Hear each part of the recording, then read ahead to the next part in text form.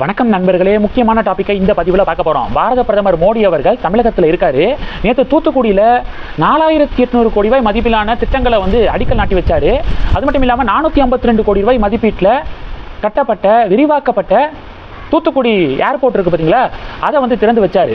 Prime மினிஸ்டருக்கு தமிழக மக்கள் பல்வேறு வரவேற்புகளை கொடுத்துருக்காங்க.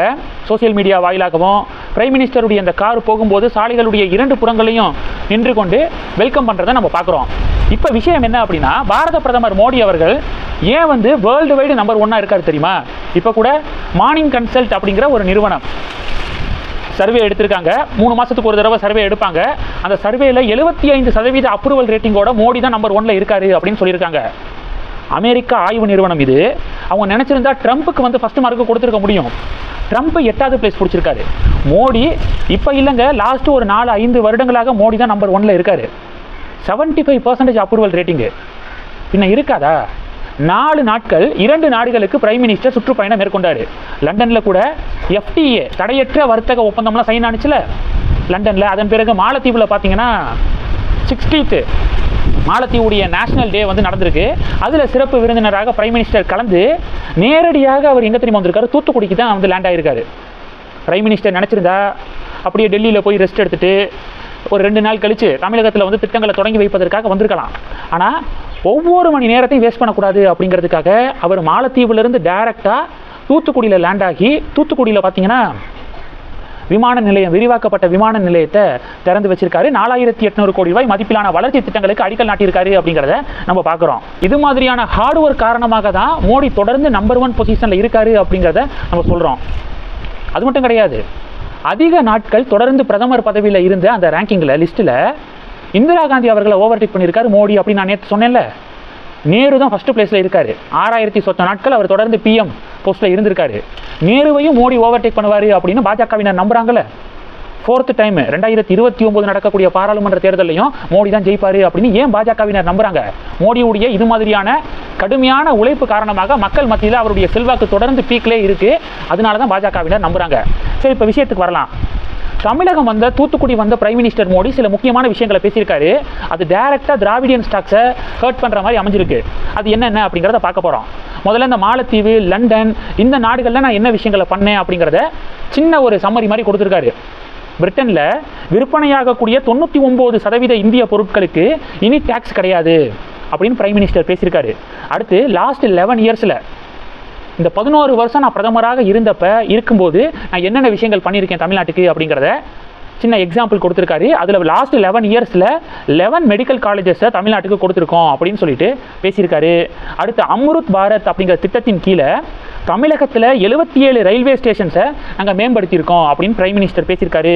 அடுத்து நம்ம சுதந்திர போராட்டத்தில் பார்ட்டிசிபேட் பண்ண லீடர்ஸ் இருக்காங்களே, அவங்களுடைய புகழும் சொல்லியிருக்காரு.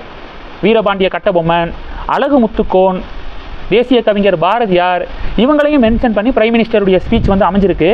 அதுலேயும் குறிப்பாக பார்த்தீங்கன்னா தூத்துக்குடிக்கும் வாரணாசிக்கும் இருக்கக்கூடிய தொடர்பை கம்பேர் பண்ணியிருக்காரு. என்னன்னா, தேசிய கவிஞர் பாரதியார் தூத்துக்குடியில் தானே பிறந்தார். அதே அளவுக்கு தூத்துக்குடி பாரதியாருக்கு எவ்வளவு ஸ்பெஷலோ அதே அளவுக்கு என்னுடைய தொகுதியான வாரணாசி மீதும் பாரதியாருக்கு அன்பு இருந்துச்சு அப்படின்னு சொல்லிட்டு பிரைம் மினிஸ்டர் பேசியிருக்காரு. காசி தமிழ் சங்கமம் அப்படிங்கிறத மோடியுடைய முயற்சினால தொடர்ந்து சென்ட்ரல் கவர்மெண்ட் நடத்தி வந்துருக்காங்க அப்படிங்கிறது குறிப்பிடத்தக்கது. அடுத்து தூத்துக்குடி முத்துக்கள் இருக்குது பார்த்தீங்களா, அது நாட்டின் பொருளாதாரத்தின் அடையாளமாக திகழ்கிறது. பில்கேட்ஸை ஒரு முறை நான் சந்திக்கும் போது தூத்துக்குடி முத்தை தான் பில்கேட்ஸுக்கு பரிசாக நான் வழங்கினேன். அவருக்கு அது ரொம்ப பிடிச்சிருந்துச்சு அப்படின்னும் மென்ஷன் பண்ணியிருக்காரு. அடுத்து என்ன அப்படின்னா, 4 நாட்கள் வெளிநாட்டு பயணத்துக்கு பிறகு ராமரின் மண்ணில் கால் வைக்கும் பாக்கியம் எனக்கு கிடைச்சிருக்கு அப்படின்னு சொல்லிட்டு பிரைம் மினிஸ்டர் பேசியிருக்காருங்க. ராமருடைய மண் அப்படின்னு சொல்லிட்டு குறிப்பிட்டிருக்காரு. இங்கே திராவிடியன் ஸ்டாக்ஸ் என்ன சொல்லுவாங்க? இது பெரியார் மண் அப்படின்னு சொல்லுவாங்க. மோடி என்ன சொல்லியிருக்காரு? ராமருடைய மண்ணில் கால் வைக்கக்கூடிய பாக்கியம் எனக்கு கிடைச்சிருக்கு அப்படின்னு பிரைம் மினிஸ்டர் பேசியிருக்காரு. ஸோ இந்த ஸ்பீச்சுக்கு திராவிடியன் ஸ்டாக்ஸ் கதறிக்கு இருக்காங்க. அடுத்து மிக முக்கியமாக திருச்செந்தூர் முருகன் மற்றும் ராமேஸ்வரம் சிவனின் ஆசியுடன் திட்டங்களை தொடங்கி வைத்துள்ளேன் அப்படின்னு பிரைம் மினிஸ்டர் குறிப்பிட்டிருக்காரு. நார்மலாக ஹிந்து மதத்துக்குள்ள பிரிவினையை உண்டாக்க சில பேர்லாம் முயற்சி பண்ணுறாங்க. ஜாதி ரீதியாக பிளவை ஏற்படுத்த முடியுமா? இல்லை கடவுள்களை வச்சு, தமிழ் கடவுள், வடநாட்டு கடவுள், பிள்ளையாரை இப்போ பிள்ளையார் சதுர்த்தி வருது அப்படின்னா விநாயகர் வடநாட்டு கடவுள், ஆரிய கடவுள் அப்படிங்கிற மாதிரி ஒரு பிம்பத்தை கட்டமைக்க பல ஆண்டுகளாக முயற்சிகள் நடக்குது. இந்து கடவுள், எல்லா கடவுள்களும் இந்து கடவுள் அப்படிங்கிறதான் நம்ம தொடர்ந்து சொல்லக்கூடிய விஷயம். முருகன் தமிழ் கடவுள் மட்டும் கிடையாது, முருகன் ஒரு ஹிந்து கடவுள். நார்த்தில் முருகனுக்கு பார்த்தீங்க அப்படின்னா வெவ்வேறு பெயர்களில் கோவில்கள்லாம் இருக்குது. ஆனால் இங்கே பார்த்தீங்கன்னா சில பேர் வந்து இல்லை முருகனை வந்து ஏன் நார்த்தில் வந்து அவ்வளவா கோவில்களை காணும் அப்படிங்கிற மாதிரி ஒரு போலியான பிம்பத்தை தொடர்ந்து கட்டமைக்க முயற்சி பண்ணுவாங்க. இப்போ பிரைம் மினிஸ்டர் என்ன சொல்லியிருக்காரு, திருச்செந்தூர் முருகன் மற்றும் ராமேஸ்வரம் சிவனின் ஆசியுடன் திட்டங்களை நான் தொடங்கி வைத்துள்ளேன் அப்படின்னு சொல்லிட்டு பிரைம் மினிஸ்டர் பேசியிருக்காரு. முருகனுடைய பேரை ஃபர்ஸ்ட் குறிப்பிட்டிருக்காரு மோடி.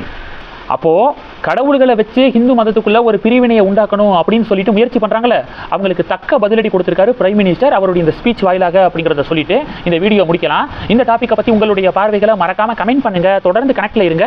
அடுத்தடுத்து நிறையா பதிவுகளை பார்க்க போகிறோம். நம்ம சேனலுக்கு சப்போர்ட் பண்ணணும் அப்படின்னு ஆசைப்பட்டீங்கன்னா நான் பேசக்கூடிய வீடியோக்கு கீழே நன்றி அப்படிங்கிற ஆப்ஷன் இருக்குது. அதை கிளிக் பண்ணி உங்களால் முடிந்த தொகையை சேனல் வளர்ச்சிக்காக கொடுத்து உதவி செய்யலாம். இல்லை ஜாயின் பட்டனை கிளிக் பண்ணி நம்ம சேனலுக்கு மெம்பராக வந்து ஆகலாம். நன்றி. ஜெய் ஹிந்த்.